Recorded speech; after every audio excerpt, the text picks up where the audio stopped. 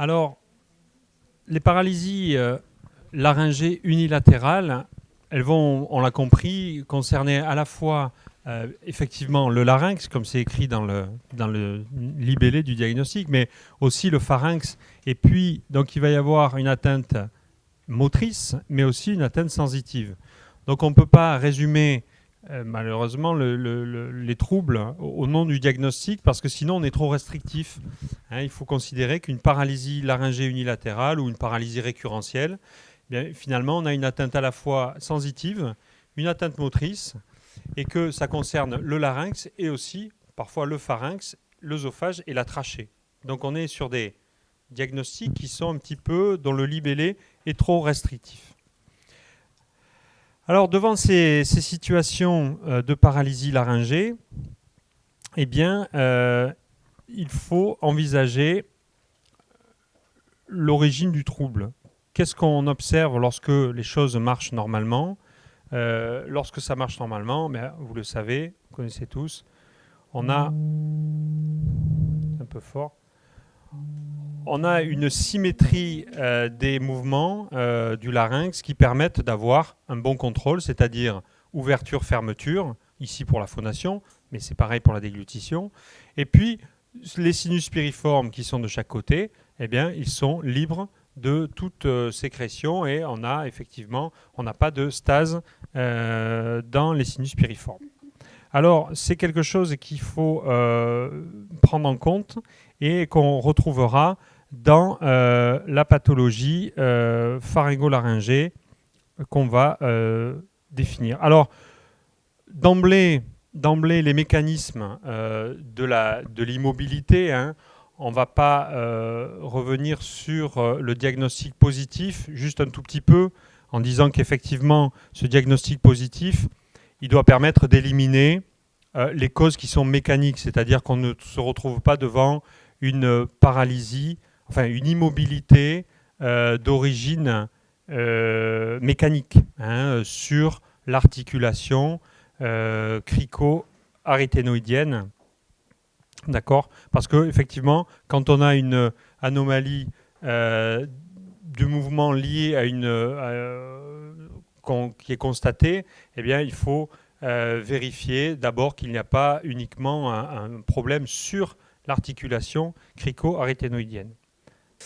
Donc, ça, on s'en rend compte. Pourquoi ? Parce qu'il y a l'historique. Il y a l'historique et on sait très bien que, effectivement, quand on a une immobilité qui est de cause mécanique, soit le patient a un antécédent de polyarthrite ou de pathologie rhumatismale, ce qu'on peut voir dans la spondylarthrite ankylosante, polyarthrite rhumatoïde, on ne rentrera pas dans le détail, ou alors il y a eu un traumatisme principalement interne lié à une intubation trachéale avec une lésion de l'articulation. Donc la plupart du temps, les causes mécaniques, on les connaît parce qu'il y a un contexte particulier, mais bon, il faut quand même savoir les reconnaître. Là, on a un exemple ici de paralysie, enfin d'immobilité de cause mécanique. Là, c'est un patient qui avait une spondylarthrite ankylosante à l'âge de 20 ans, et puis à l'âge de 50 ans, il a développé ici, alors il avait un trouble de déglutition et un trouble de la voix, et on voit qu'en phonation, on n'a pas de fermeture complète, et ça pourrait passer pour une paralysie, sauf qu'on voit quelque chose d'important, c'est que l'aryténoïde ici arrive à venir basculer vers l'avant. Donc il y a certains mouvements, notamment de latéralité, qui sont perdus, liés à l'atteinte de l'articulation, mais il y avait une conservation de la bascule antérieure de l'aryténoïde, ce qui montrait que c'était un problème articulaire plus que neurogène. Et puis il y avait le contexte. Si on a un doute en pratique clinique, on peut toujours réaliser ou faire demander une électromyographie du larynx sans rentrer dans le détail. Il est simple de mettre une électrode au niveau de la membrane intercricothyroïdienne et de piquer vers le haut et vers en dehors. À ce moment-là, on est directement là dans le muscle vocal, dans le thyroaryténoïdien médial, et on peut enregistrer sa contraction au repos et à la phonation, enregistrer son activité neuromusculaire. On peut faire pareil pour d'autres muscles, mais ça ne nous servira pas. Ici, on a un sujet normal à qui on fait une électromyographie du larynx et on a là l'activation au moment de la phonation, on a l'activation du muscle thyroarythénoïdien qui est normal. Lorsqu'on a une paralysie laryngée unilatérale, à la phase initiale, lorsque le trouble s'est installé, on a un silence électromyographique et lorsque la paralysie est complète, on n'a pas d'activité neuromusculaire qui est renforcée au moment de la phonation. En général, ce sont des paralysies qui sont incomplètes et on a des signes, disons, d'énervation partielle qui sont représentés par ce qu'on appelle un tracé interférentiel d'emblée. Ça veut dire quoi? Ça veut dire que normalement, quand on fait un effort et qu'on enregistre l'activité électromyographique, on recrute de plus en plus d'unités motrices, plus on veut faire d'efforts. Quand on a une paralysie partielle, d'emblée, on recrute 100% de ce qu'on peut pour produire l'effort. Et c'est ce qu'on observe lorsqu'on a une paralysie partielle, une atteinte partielle d'un nerf. On a ce qu'on appelle un tracé interférentiel qui finalement correspond à l'effort maximal qu'on peut produire. Et là, on le produit pour simplement un acte de phonation qui ne demande pas d'effort maximal. D'accord? Donc, soit on a un silence électromyographique, c'est-à-dire qu'il ne se passe rien à la phase initiale, ça veut dire qu'on a une dénervation totale, soit si on a une dénervation partielle, on a un tracé interférentiel d'emblée. Voilà, donc ça peut nous faire progresser dans le diagnostic positif de atteinte neurogène. C'est-à-dire qu'on a une immobilité d'un côté, on ne sait pas s'il n'y a pas une cause mécanique, on va au moins tester le volet neurogène avec l'électromyographie pour savoir si on a des signes d'atteinte neurologique. C'est une électromyographie qui n'est pas si simple que ça à réaliser, on n'en fait pas souvent, donc souvent les interprétations sont à prendre un petit peu avec recul, parce que parfois l'aiguille n'était pas au bon endroit, le patient ne peut pas bien exécuter la consigne, c'est pas si simple que ça. Mais on peut s'en servir. Alors les signes fonctionnels au niveau vocal d'une paralysie laryngée unilatérale, vous le savez, c'est la bitonalité d'une part, la bitonalité qui est une raucité assez particulière, qui fait que la voix est rauque, mais elle présente des sauts d'octave sur une note tenue ou alors sur un...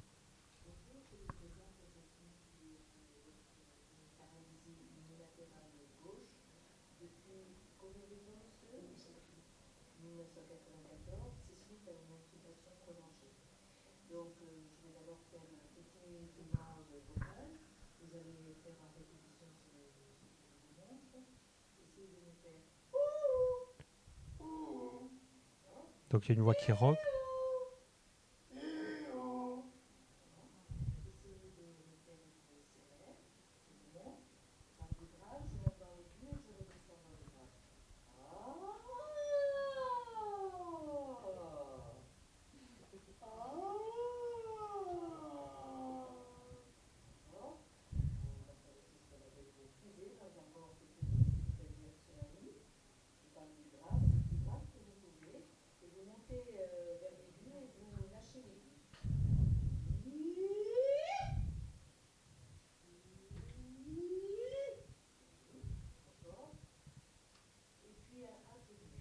Alors sur le A-tenu, c'est le plus caractéristique de la bitonalité. Vous avez cette voix qui parfois chevrotte entre deux notes qui sont assez distinctes. Et donc ça vous donne cet aspect de bitonalité. Ce qu'on observe également, c'est la fuite phonatoire. C'est-à-dire que le temps maximal phonatoire, le TMP, est très très diminué. On passe de 20 à 25 secondes en général sur une note tenue maximale à quelques secondes, 3 à 5 secondes en fonction du degré de fuite. Donc on a le patient décrit un essoufflement ou une fatigue à la prise de parole. À la déglutition, on va observer des fausses routes au niveau du temps pharyngé pendant la déglutition. Et aussi une dysphagie, c'est-à-dire l'impression d'avoir quelque chose qui ne descend pas, d'avoir une boule, ce que les patients souvent décrivent comme étant une boule dans la gorge, c'est-à-dire ça correspond au défaut de relaxation du sphincter supérieur de l'œsophage qui nécessite souvent des déglutitions répétées ou des efforts, pas forcément sur des... Vous savez qu'on le verra vendredi, mais le tonus de ce sphincter, plus le bol alimentaire est volumineux, plus ça se passe bien parce que ça distend, ça permet une bonne relaxation.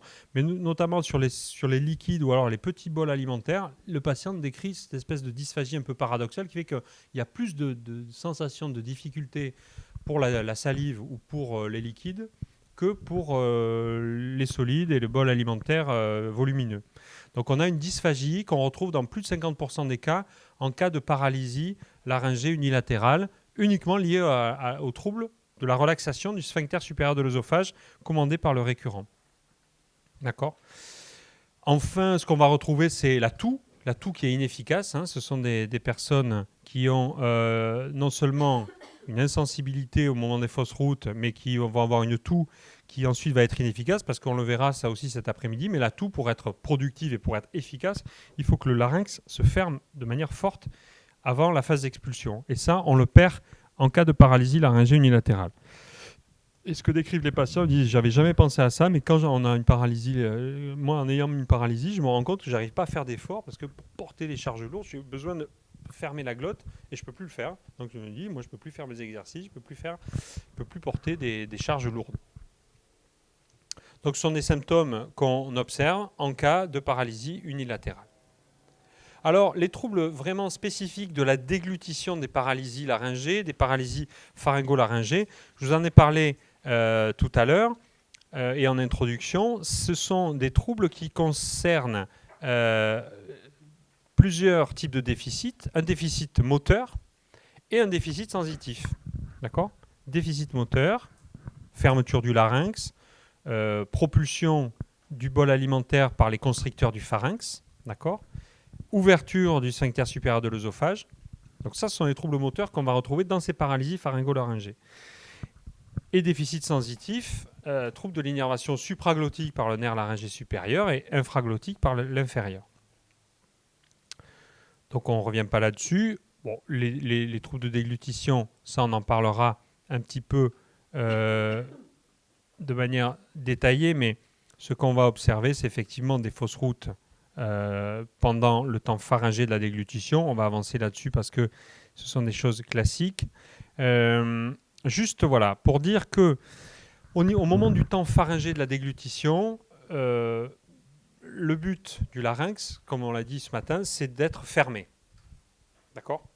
D'être fermé, c'est une fermeture en force qui va nécessiter une fermeture intrinsèque du larynx par ses propres muscles, mais aussi ce qu'on appelle une fermeture extrinsèque du larynx, c'est-à-dire que sous l'effet de son déplacement et de son positionnement sous la base de langue, il va pouvoir se fermer. Ce qui explique les possibilités de compensation de quelqu'un qui parfois a perdu la capacité de fermer le larynx, mais ne fait pas de fausse route parce que les mécanismes extrinsèques de protection laryngée peuvent intervenir. Donc l'occlusion, elle se fait au niveau du larynx par les muscles qui sont adducteurs. Et je vous ai dit ce matin que tous les muscles sont adducteurs, c'est-à-dire ferment la voie respiratoire, sauf le cricoaryténoïdien postérieur. Et là, ces muscles-là, donc, ils vont avoir pour fonction de fermer l'étage glottique au niveau des cordes vocales, mais aussi l'étage supraglottique au niveau des bandes ventriculaires et finalement de la masse des cartilages aryténoïdes. Vous l'avez vu mais c'est difficile à examiner puisque au moment du temps pharyngé de la déglutition, quand on regarde en fibroscopie, on voit plus ce qui se passe puisque tout est fermé. Ce qui se passe, c'est que les cartilages aryténoïdes, sous l'effet principalement du muscle thyroaryténoïdien, c'est la partie médiale, c'est le muscle vocal, mais la partie latérale du muscle thyroaryténoïdien, c'est un large muscle qui fait tout l'espace paraglottique, et lui, il va avoir tendance à faire basculer vers l'avant les cartilages aryténoïdes pour venir s'appuyer sur ce qui est en avant. Quand le larynx s'intègre, ça s'appuie sur l'épiglotte. Quand le larynx a été opéré, ça peut s'appuyer sur la base de langue si on a enlevé l'épiglotte, par exemple. Mais le principe d'occlusion du larynx pendant la déglutition, c'est une bascule antérieure des cartilages aryténoïdes, ce qu'on appelle le salut aryténoïdien. D'accord ? Ça, c'est sous l'effet du muscle thyroaryténoïdien, hein, principalement, qui va permettre au cartilage aryténoïde de basculer vers l'avant. C'est des muscles qui concernent l'étage glottique et aussi l'étage supraglottique au niveau des bandes ventriculaires. Donc, fermeture intrinsèque du larynx par les mouvements de bascule antérieure des aryténoïdes, mais aussi fermeture, entre guillemets, extrinsèque du larynx, parce qu'il va y avoir une ascension du larynx et une protraction, c'est-à-dire une avancée en situation antérieure, sous la base de la langue. Au moment de la déglutition, la langue va, elle, reculer pour pousser le bol alimentaire, et à ce moment-là, le larynx, lui, s'élève et donc est recouvert littéralement par la base de la langue. Alors, s'il y a l'épiglotte en place, l'épiglotte va se rabattre vers l'arrière, mais même sans épiglotte, la base de langue suffit à fermer le larynx de manière extrinsèque. D'accord ? Donc, le principe de tout ça, d'avoir tous ces mouvements-là, c'est quoi ? C'est juste un équilibre de pression. En fait, c'est une question de relation de pression. Parce que le pharynx exerce une pression sur le bol alimentaire, du haut vers le bas, et le larynx, lui, son rôle, c'est juste d'avoir une pression de fermeture légèrement supérieure à la pression du pharynx. À ce moment-là, les aliments ne passent pas dans le larynx, puisque la pression est plus forte. Les aliments, ils ne vont pas aller à l'endroit où la pression est la plus forte. En physiologie, c'est comme ça que le larynx doit se fermer, c'est-à-dire avoir une pression de fermeture supérieure à la pression liée à la contraction des muscles constricteurs du pharynx. À partir de ce moment-là, il ne peut pas y avoir de fausse route pendant la déglutition, puisque la pression de fermeture du larynx est supérieure à la pression de contraction des muscles constricteurs du pharynx. Ok ? Alors ça, c'est justement ce qui va être en cause dans la paralysie laryngée. On n'a plus de possibilité de faire bouger un côté du larynx. Donc un seul aryténoïde d'un côté qui va s'appuyer sur un hémilarynx hypotonique, il va s'appuyer sur du mou, donc un aryténoïde qui se ferme ne va pas pouvoir, en s'appuyant sur les structures hypotoniques contralatérales paralysées, il ne va pas pouvoir obtenir pour le larynx une pression de fermeture suffisante, en tout cas supérieure à celle qui est exercée par les constricteurs. Et donc, fausse route pendant ce temps-là. D'accord ? En tout cas, pénétration laryngée. Ça va fuir en direction du larynx. C'est exactement ce qui se passe pour l'insuffisance vélaire.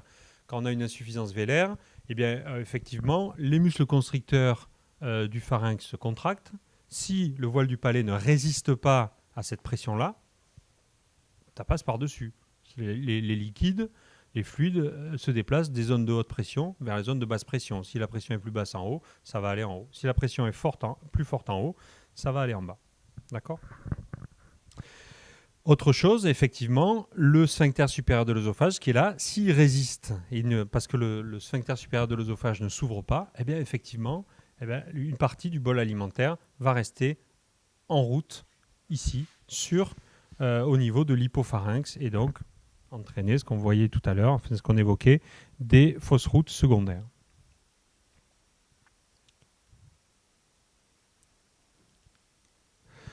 Durant le temps, donc ça c'était le temps pharyngé, durant le temps œsophagien de la déglutition, il commence avec effectivement l'ouverture du sphincter supérieur de l'œsophage, c'est-à-dire l'ouverture, elle a deux composantes. Pour ouvrir le sphincter supérieur de l'œsophage, il faut d'une part que le sphincter reçoive l'ordre de se relâcher, donc une origine neurogène, okay, mais aussi il faut que sa structure souple lui permette de se relâcher. Il y a parfois des sphincters supérieurs de l'œsophage qui sont devenus fibrosés, et même si on envoie l'ordre de se relaxer, ce qui se passe, on observe une baisse de la pression. N'empêche que si mécaniquement ils sont bloqués, à ce moment-là, on a une relaxation, mais on n'a pas d'ouverture. Donc on peut avoir une relaxation sans ouverture du sphincter supérieur de l'œsophage. Dans la paralysie laryngée, ce qu'on observe, c'est un défaut de la relaxation. Le sphincter est normal, anatomiquement, il est souple et tout, mais la moitié ne reçoit pas la commande de relaxation. Donc on a un défaut de relaxation du sphincter supérieur de l'œsophage. Cette ouverture du sphincter, je vous ai dit qu'elle dépendait de l'ordre de relaxation, mais elle dépend aussi du mouvement même du larynx, puisque ce sphincter, on le verra ça aussi vendredi, mais on ne peut pas tout avoir vu pour l'heure. Ce sphincter, il a deux composantes. Il y a une composante musculaire qui est postérieure, comme un fer à cheval, une composante musculaire, mais en avant, c'est du cartilage, c'est dur. Donc c'est un sphincter qui est fait à moitié de muscle, à moitié de cartilage en avant. C'est le cricoïde qui est en avant, c'est le cartilage cricoïde. Et donc, ce cartilage cricoïde étant la base du larynx, quand le larynx va monter et s'avancer, le sphincter il va se retrouver étiré. Donc, les mouvements du larynx contribuent à ouvrir le sphincter supérieur de l'œsophage, puisque le larynx est la partie antérieure rigide de ce sphincter.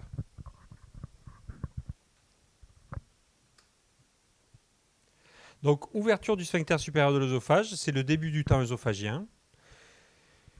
C'est sous la dépendance d'une relaxation du cricopharyngien et c'est aussi sous la dépendance de l'ascension du larynx qui va permettre d'étirer vers l'avant et vers le haut le sphincter supérieur de l'œsophage.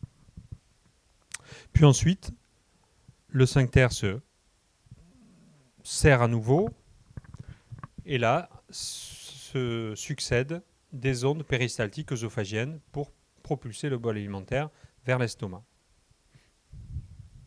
Lorsqu'il s'est fermé, le sphincter supérieur de l'œsophage, pour initier les ondes œsophagiennes, à ce moment-là, le larynx est redescendu et il s'ouvre pour avoir la reprise inspiratoire après le temps pharyngé de la déglutition. Donc c'est pendant ce temps-là, donc après le temps pharyngé, qu'il y a la reprise inspiratoire où il peut y avoir effectivement une inhalation de stase pharyngée. Donc ça, c'est de la physiologie, mais on comprend le pendant sur la pathologie lorsque il y a un trouble de cette relaxation et un trouble de cette ouverture. Donc, on retrouvera dans les troubles de déglutition des paralysies deux composantes, on peut dire, mais qu'il ne faut pas opposer. Et il faut savoir les analyser indépendamment les unes des autres. C'est-à-dire que comme type de trouble, on a le problème de continence laryngée, c'est-à-dire est-ce qu'il peut résister à la pression du pharynx pour éviter les fausses routes. Donc ça, c'est une chose. Mais aussi, il y a une dysphagie au sens littéral du terme, c'est-à-dire un trouble de déglutition lié à la contraction du pharynx, ce qui est possible dans les atteintes hautes du 10, et aussi au trouble de la relaxation du sphincter supérieur de l'œsophage.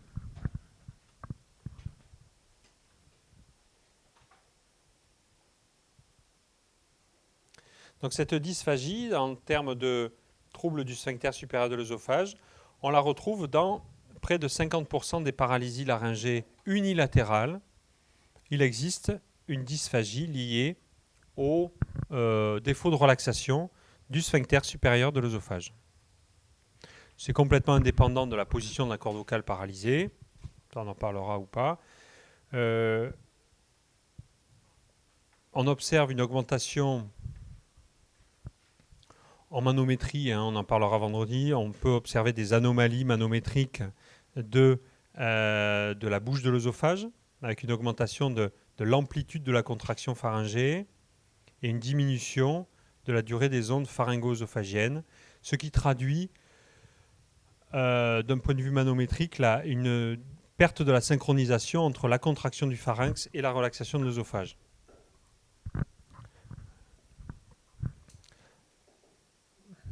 Donc il y a un trouble de la synchronisation pharyngo-œsophagienne, on peut dire.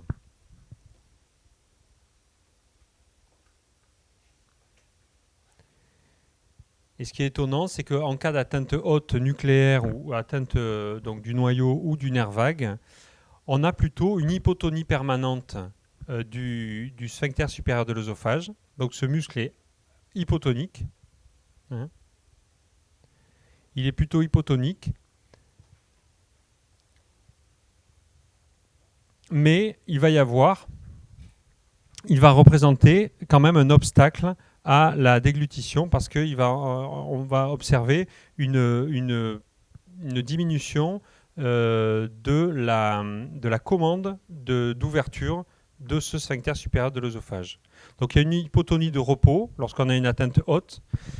C'est assez étonnant et d'un point de vue neurophysiologique, il n'y a pas vraiment de rationnel là-dessus. Mais ce qu'on observe, c'est par exemple un patient qui a un syndrome de Wallenberg, il a un sphincter d'œsophage qui est complètement atonique et pourtant il représente un obstacle à la déglutition avec une sensation effectivement de dysphagie. Et même lorsqu'on réalise des injections de toxines botuliques dans le sphincter supérieur de l'œsophage, on améliore la fonction. Donc il y a une hypotonie relative un peu en permanence, mais probablement une absence de commande de relaxation au moment du passage du bol alimentaire qui prend le pas, en tout cas qui est prédominante par rapport à l'hypotonie relative de ce sphincter supérieur de l'œsophage. Quoi qu'il en soit, le message important à retenir, c'est qu'il y a une dysfonction entre le pharynx et l'œsophage au niveau donc, du sphincter supérieur de l'œsophage dans les paralysies laryngées unilatérales.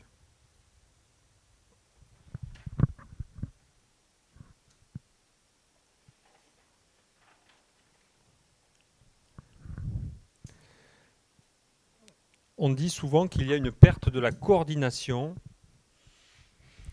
entre le larynx, le pharynx et aussi entre le pharynx et l'œsophage en cas de paralysie.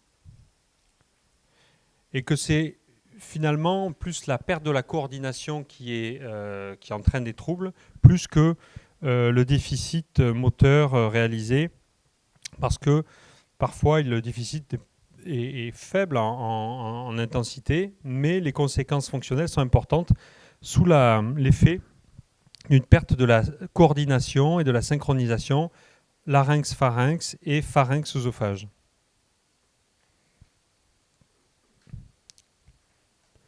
Ce qu'on voit dans les radiocinémas de la déglutition. Ici, on voit qu'il y a peu de fausses routes, il y a un bon passage, mais on va avoir une stagnation ici. Ça, c'est pour illustrer, vous voyez, une stase une stase dans les sinus piriformes en fin de déglutition.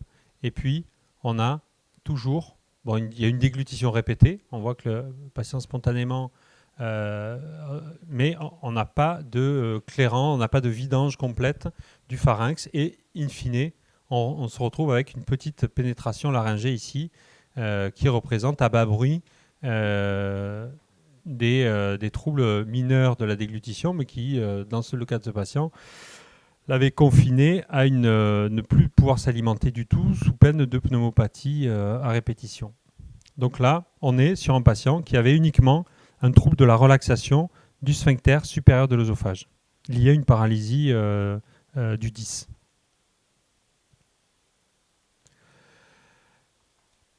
Alors là, on était sur le versant dysphagie. Les fausses routes, on en a parlé. Le type de fausse route qu'on va observer à l'occasion d'une paralysie pharyngolaryngée, ce sont des fausses routes pendant la déglutition. Je vous ai parlé du défaut d'occlusion laryngée, perte de la pression de fermeture. Donc avec expérimentalement, lorsqu'on le fait chez l'animal, on a une diminution de plus de 50% de la pression d'occlusion. Donc on perd plus de la moitié de la pression d'occlusion glottique pendant la déglutition à cause d'une paralysie unilatérale sur un nerf récurrent. D'accord ? Et c'est ce qui explique les fausses routes par faiblesse en fait de la fermeture laryngée face à la fermeture pharyngée. Autre type de fausse route, je ne sais pas que vous l'ayez, mais on l'a déjà dit, c'est au moment de la reprise inspiratoire par stase pharyngée. Et donc c'est lié notamment au défaut de relaxation du sphincter supérieur de l'œsophage. Parfois fois, il y a des particularités. Vous avez des patients aussi qui peuvent avoir été opérés d'une œsophagectomie avec anastomose digestive. Et en plus, au niveau, donc, le sphincter supérieur a été opéré ou juste en dessous, il peut y avoir des sténoses, c'est-à-dire des resserrements au niveau des branchements d'anastomose digestive. Ça peut arriver que la chirurgie de l'œsophage ait entraîné à la fois une paralysie récurrentielle liée à l'atteinte du nerf récurrent d'origine traumatique pendant l'opération, et aussi que sur l'anastomose, en plus, il y a un obstacle mécanique et fonctionnel dans ces situations-là qui peuvent aggraver, notamment, et donner beaucoup de fausses routes après la déglutition. Donc là, le message veut être clair ici. Ce qu'il faut envisager, c'est que souvent on parle de paralysie récurrentielle, on dit mais il n'y a pas de problème de déglutition dans les paralysies récurrentielles. Si, dans les paralysies récurrentielles, on l'a vu, des troubles au niveau de la fermeture du larynx, sa résistance au temps pharyngé, hein, donc protection de la voie respiratoire. Et puis, certaines paralysies récurrentielles vont entraîner aussi une insensibilité, enfin, toutes vont entraîner une insensibilité, donc on aura des problèmes de détection des fausses routes. On va avoir aussi la commande de la relaxation du sphincter supérieur de l'œsophage qui va être diminuée. On l'a vu, dans plus de 50%, c'est le cas. Donc il y a des dysphagies et des troubles de déglutition dans la paralysie récurrentielle. Et puis, lorsque la paralysie en plus est liée à une atteinte au-dessus, eh bien, en plus, donc au-dessus du ganglion supérieur du vague, inférieur du vague, on va avoir une atteinte aussi des constricteurs du pharynx. Les muscles constricteurs du pharynx sont commandés par le 10 et peuvent faire dans ce type de tableau une paralysie pharyngo-laryngée unilatérale où on a en plus un défaut de propulsion du bol alimentaire par les muscles constricteurs. Donc c'est tout ça qui est à rechercher et à tester et à essayer de compenser et de corriger dans les troubles de déglutition liés aux paralysies récurrentielles. Alors, dans la démarche médicale, pour comprendre l'étiologie, c'est-à-dire la cause de la paralysie laryngée unilatérale, finalement, quand on regarde dans les grandes séries, la plupart du temps, c'est écrit un peu petit là, je suis sûr que ça ne se voit pas, mais la plus grande barre là en bleu ici, la plus grande barre bleue là, c'est idiopathique, c'est-à-dire qu'on ne sait pas. Donc près de un tiers des patients, dans 30% des cas, on ne sait pas pourquoi il y a une paralysie, c'est ce qu'on appelle les paralysies affrigorées, c'est-à-dire c'est probablement viral, comme on le voit sur les paralysies faciales ou dans d'autres nerfs de l'organisme, on a des paralysies idiopathiques, c'est-à-dire on ne sait pas d'où ça vient. Ce sont les causes les plus fréquentes. Dans d'autres cas, le diagnostic est évident parce qu'il vient de se passer quelque chose, notamment en post-chirurgie, thyroïde, poumon, œsophage, chirurgie vasculaire, chirurgie du rachis cervical aussi.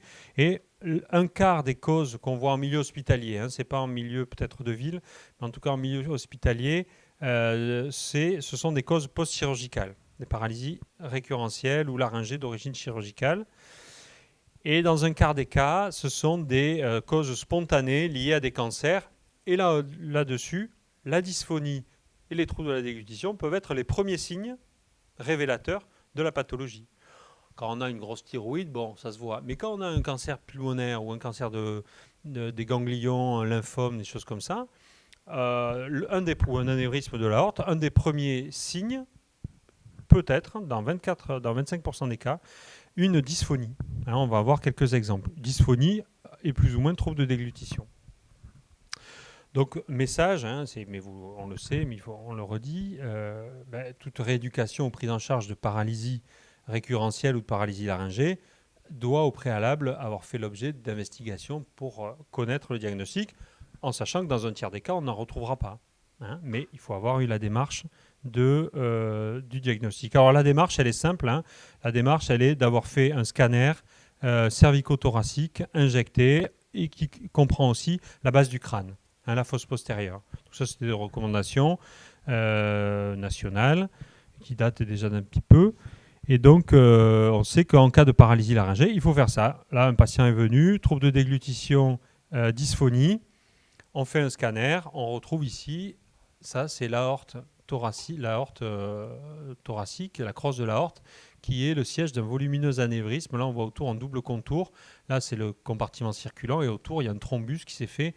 Et donc, l'aorte qui est venue gonfler d'un coup. Le nerf récurrent fait une espèce de boucle autour de l'aorte. Et donc là, il s'est retrouvé étiré. Et donc, ce patient a eu une paralysie laryngée révélatrice d'un anévrisme de l'aorte thoracique. Ce qu'il faut imaginer, enfin en tout cas recommander, c'est de reconduire les examens dans l'année qui suit, dans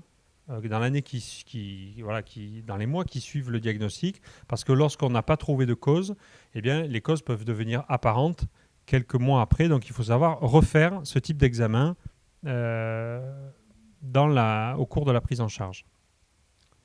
Donc sans signe d'appel, on fait un scanner cervico-thoracique. Bon, ça c'est le plus classique. Et avec des signes d'appel, c'est-à-dire des signes qui orientent vers quelque chose, on peut chercher. Alors, on peut faire des examens un peu plus spécifiques. Là, c'est un patient qui avait vu Benoît, ami de la Bretagne, en consultation, qui avait une petite dysphonie, une dysodie, un patient de 80 ans en chorale, avec des petits troubles de déglutition, mais très frustre, 80 ans, presbyphagie, bon. Et puis en fait, une discrète asymétrie du larynx à la phonation, asymétrie de vibration en stroboscopie. On fait une imagerie, puis une IRM, et là on trouve, on ne l'a jamais opéré parce qu'il est assez âgé, un neurinome ou un paragangliome du 10. Donc on l'a fait irradier, ce patient, et la lésion s'est stabilisée, mais il avait une tumeur nerveuse du 10 révélée par des troubles mineurs de la fonction pharyngo-laryngée. Donc à rechercher, bien évidemment. On l'avait vu d'abord sur le scanner, puis après on fait une IRM. Deuxième patient ici, post-opératoire de chirurgie de l'œsophage. Je consulte au centre anticancéreux de temps en temps. Et là-bas, il me montre des patients post-opératoires, dysphagie importante, dysphonie. Je me dis, bon, ils ont dû couper le récurrent. Mais par contre, je lui fais ouvrir la bouche, signe du rideau. Je me dis, si on a coupé le récurrent là, il n'y a aucune raison qu'on ait atteint le nerf, le 10 au-dessus du ganglion, finalement de la base du crâne. Donc il y avait un problème. Il y avait une voie nasonnée, il y avait un signe du rideau, il y avait une paralysie pharyngée complète. C'est pas possible en coupant le récurrent gauche sur l'œsophage, ça donne ça. En fait, il y avait une métastase dans le tronc cérébral liée au cancer de l'œsophage, qui était passé inaperçu parce qu'il n'y avait pas de signe particulier à l'époque.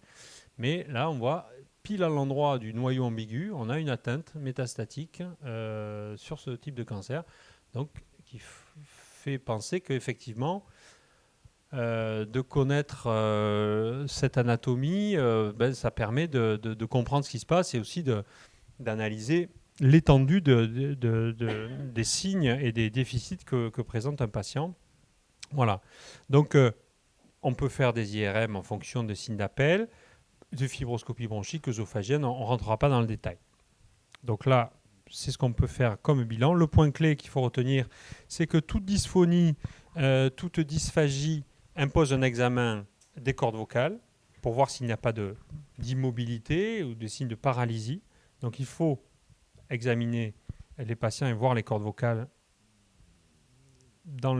très, très tôt dans la prise en charge. La rééducation laryngée et de la déglutition, elle doit être prescrite qu'après un diagnostic, donc un examen, mais aussi des examens qu'on appelle paracliniques, c'est-à-dire qui vont au-delà de la clinique, comme le scanner, pour chercher une étiologie, ce qu'on a dit, et doit rechercher sur tout le trajet du nerf vague, et pas seulement au niveau du cou ou sur certaines portions du nerf récurrent. Donc de la base du crâne jusqu'au larynx, mais en passant par le thorax. Si on a un doute, on diagnostique sur une cause mécanique qu'on voit souvent dans les ankyloses cricoarythénoïdiennes, parfois dans certains cancers sous-glottiques qui sont un peu inapparents, eh bien, ne pas hésiter à faire une électromyographie. Maintenant, il faut en avoir une grande habitude pour que ce soit fiable comme examen. Donc voilà les points clés, et puis savoir aussi refaire les examens au bout d'un certain temps, parce qu'on ne peut conclure à une paralysie idiopathique qu'avec un premier scanner et un deuxième scanner à peu près 6 mois après, pour qu'on ait bien vérifié qu'il n'y avait pas de choses qui émergent au bout d'un moment.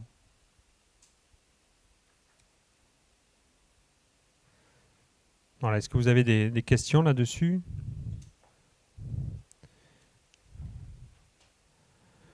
Donc, conduite à tenir maintenant. On a fait le diagnostic, enfin oui, on a cherché une étiologie, on a analysé une partie des troubles de déglutition et des troubles du mouvement du larynx. Finalement, il y a plusieurs situations cliniques. Et la première chose à faire, qu'on fait un peu intuitivement, c'est évident, c'est de préciser dans quelle situation on est. Parce que d'un côté, alors c'est vrai qu'on va pas bien, d'un côté, on a une dysphonie isolée, non, à la porte là. Voilà. On a une dysphonie isolée, ou alors à l'intérieur de la cabine, qui va constituer uniquement un trouble de la voix. Hein, donc c'est vraiment pas grand-chose. Hein, on a uniquement un trouble de la voix. Okay. Et puis d'un autre côté, complètement à l'opposé, on a un patient qui a une dysphonie certes, mais qui a des fausses routes importantes, une toux inefficace et une dysphagie menaçante. Donc, et là-dessus, on a tous les intermédiaires. Hein. Donc, soit on parle d'un patient qui a un problème de confort, on pourrait dire, soit on parle d'un patient qui est à risque vital. Et entre les deux, il faut justement essayer d'apprécier dans quelle est la situation. Donc, première chose, évaluer la situation clinique du patient. Pour tout ce qui est risque vital, etc., il y a, est-ce qu'on est en post-opératoire? Est-ce que le patient a eu une résection pulmonaire? Est-ce qu'il a eu une opération neurochirurgicale? Est-ce qu'il a des pathologies associées? Quel est son âge? Et est-ce qu'il y a des troubles gnosiques associés? Tout ça va faire pencher la balance vers la gravité. Hein, d'accord? Deuxième, une fois qu'on a évalué la situation, il faut évaluer le potentiel de récupération. C'est-à-dire que soit on connaît le mécanisme de la lésion et on est certain, par exemple, si on a sectionné, qu'on n'a pas reconstruit, on sait que ça ne récupérera jamais. Si on doit intervenir, ben, faisons-le rapidement. Il n'y a pas de raison d'attendre. Si, d'un point de vue chirurgical, merci, si on est devant un mécanisme qui est inconnu, de lésions. Par exemple, il y a eu un étirement, mais on ne sait pas si le nerf a été coupé complètement. On n'a pas le renseignement. À ce moment, et c'est d'ailleurs la majeure partie des cas. Hein, c'est rare qu'on sache qu'il n'y aura pas de récupération. Sauf qu'il y a une section délibérée, c'est écrit noir sur blanc sur un compte-rendu opératoire, par exemple. Mais la plupart du temps, on ne sait pas trop ce qui s'est passé. Il y a eu un échauffement, une lésion, un étirement d'un nerf. Voilà, ça peut récupérer, comme ça peut ne pas récupérer. Souvent, on essaie de faire parler l'électromyographie, mais il faut quand même reconnaître qu'en pratique, la valeur pronostique de l'électromyographie, cette valeur est quand même très limitée. Donc, on va à ce moment-là attendre une période suffisamment longue pour décider de gestes opératoires de compensation, en sachant que pendant les 6 premiers mois, on a l'installation d'une atrophie, d'une amyotrophie, c'est-à-dire que les muscles paralysés s'atrophient en 6 mois, même si le nerf récupère après 6 mois à 1 an par exemple, ce qui est toujours possible, il va récupérer sur un muscle qui est atrophié. Donc même si on a une récupération nerveuse complète, on peut avoir une perte de la fonction sur un muscle qui n'est plus fonctionnel ou qui est en partie atrophié, c'est-à-dire fibrosé. Et puis l'articulation qui est en cause notamment au niveau crico-aryténoïdien, lorsqu'elle est paralysée et immobile pendant un certain temps, au-delà de 6 mois, elle va s'ankyloser, c'est-à-dire qu'une articulation qui ne bouge pas, eh ben elle se fige, elle s'ankylose. Il y a une rétraction capsulaire qui se fait, comme dans toutes les articulations, et donc on va avoir une rétraction. Donc plus le temps passe, et même si ça récupère, on peut avoir un trouble de la fonction lié à un blocage mécanique d'une articulation. Donc, évaluer le potentiel de récupération, c'est très difficile en réalité. Soit le nerf est sectionné, on sait qu'il n'y aura pas de récupération, on peut décider d'agir, par exemple faire une opération de compensation. Soit on ne sait pas, et c'est le cas le plus fréquent, mais quand on ne sait pas et qu'on est dans la situation d'une paralysie à risque vital, là, effectivement, on n'attendra pas 1 an qu'il y ait une récupération. En général, au-delà de 12 mois, il n'y aura plus de récupération, en tout cas neurologique et surtout fonctionnelle. Hein, même si le nerf récupère au bout d'1 an, ce qui est rare. Hein. l'organe périphérique, c'est-à-dire le muscle et l'articulation, seront trop abîmés pour pouvoir avoir une récupération fonctionnelle.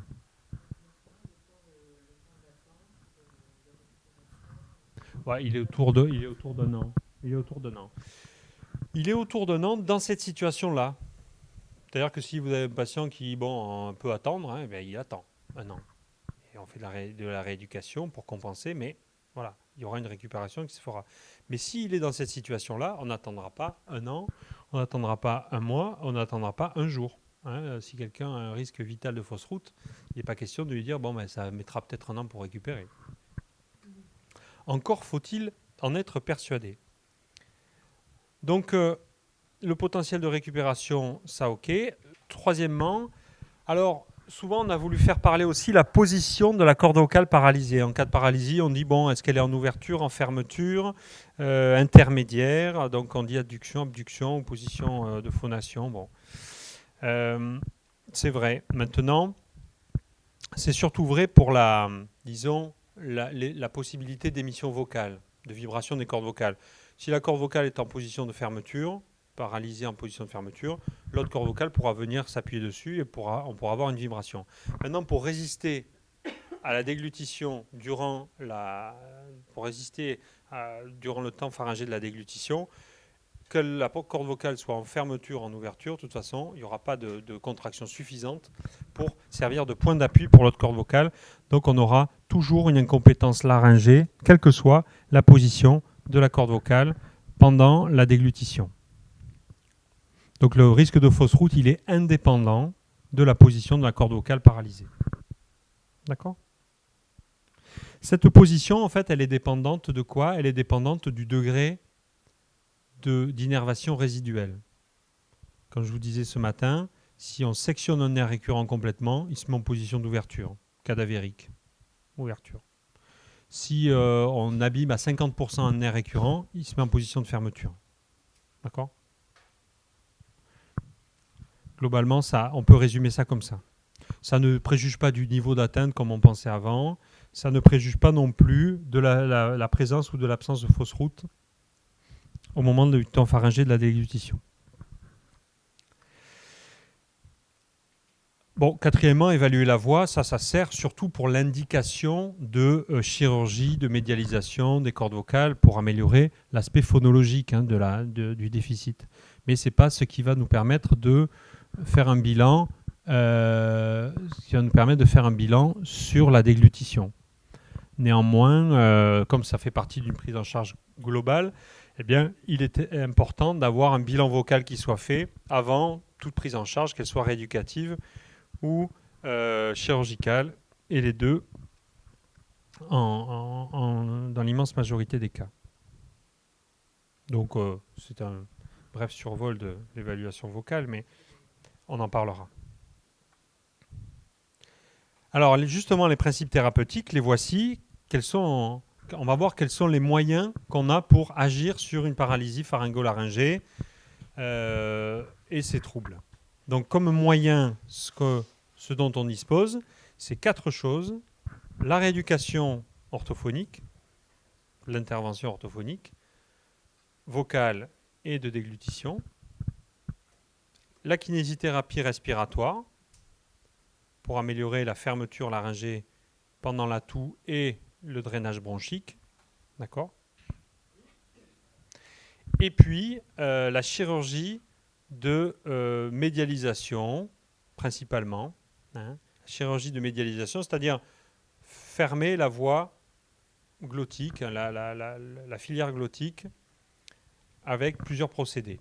Donc en médialisant, c'est-à-dire en poussant sur le milieu la corde vocale paralysée.